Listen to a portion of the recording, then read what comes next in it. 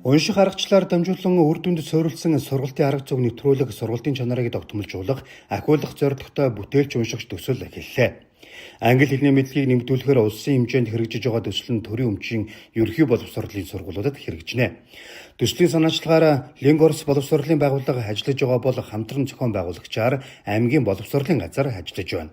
Төслийн нээлт болж багш нарт хэрхэн хэрэгжүүлэх ямар зохион байгуулалттай байх талаар мэдээлэл өгчээ. Бүтээлчээр унших, дадал хөвшилд сургах, сурагчдыг унших соёл суралцах гэдэг үйл ажиллагаанд ингэж яг тулгуурлан бид бүхэн англи хэлний бүтээлч унших аргачлалаар дамжуулж ингэж уншуулах төлөвлөгөөтэйгээр төслийг маань хэрэгжүүлж байгаа. Энэ хүү төслийн ажил маань манай Лингорс боловсролын байгууллага хамтран ажиллаж байгаа.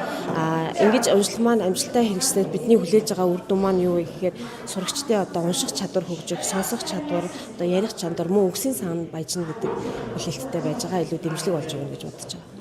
Тэгээ ерөнхийдөө багш нар маань ч уншина, англи хэлний багш нар ч уншина, англи хэлний багш нар ч уншина, сурагчид маань ч бас уншина. Ингэснээр хамтдаа уншсанаар ерөнхийдөө дан ганц сурагчийг уншуулах биш те багш өөрөө үлгэрлэн дуурайлаад тухайн багшнад тохирсон тийм болцлууд байгаа. Тэгээ болцлог хугацаанд болцтой номнуудаа уншаад ийм хөгжих боломжтой байгаа. Энэ арга зүйгээр болохоор сурагчид гарсан амжилт гэх юм бол сүүлийн 1 жилд яг үр дүнтэй 7-8-6-аас дээш жил хэрэгжүүлсэн ангиуд дээр болохоор IELTS-ийн 7.5 гэсэн оноонууд л гарч байгаа.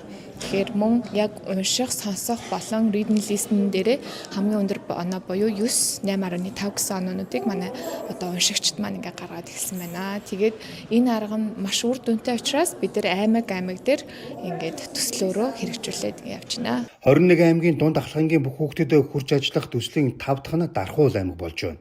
Аймгийн хэмжээнд ерөнхий боловсролын сургуулийн 6-аас 12 дугаар ангийн 15,000 гаруй сурагч, анги удирдсан 400 багш англи хэлний багш нар хамрагдана. Төсөл сонсох захим номын сан платформд тулгуурлан явагдана.